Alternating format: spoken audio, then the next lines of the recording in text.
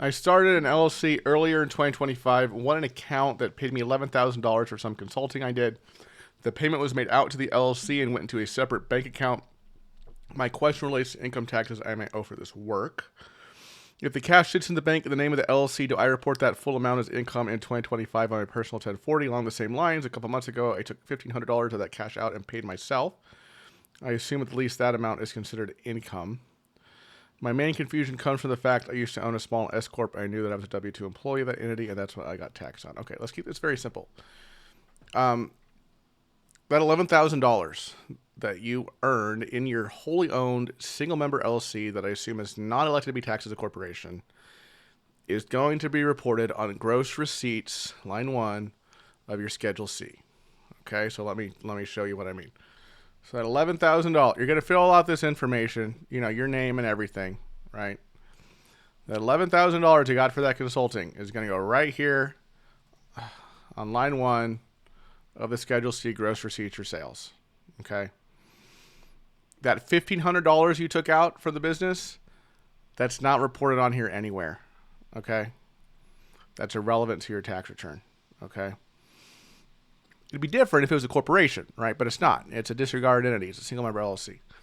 Of course, you can deduct all your expenses down here that you had to incur to earn that consulting income. Maybe you had to drive from your office to a client's office. Okay, you could deduct that mileage. Maybe you took the client out to eat and you talked business there, right? You were doing business over lunch. Deduct that meal subject to the 50% limitation, right? So, I mean, it's $11,000 of income, right? Probably not a lot of expenses, but just for the sake of completeness here. And then, once you've subtracted your expenses, including home office, if you got that going on, right? Then you take that net income from your consulting business,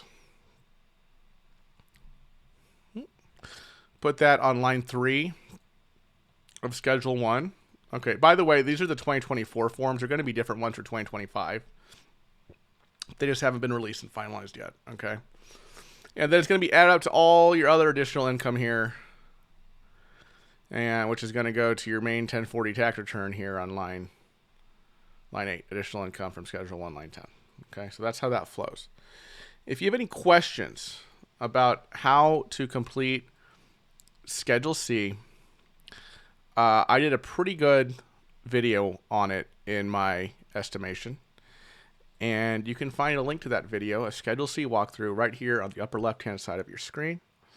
I have other videos about tax deductions and credits here on the bottom left-hand side of the screen. Great question. Thanks so much for watching, everybody. See you in the next video. Bye-bye.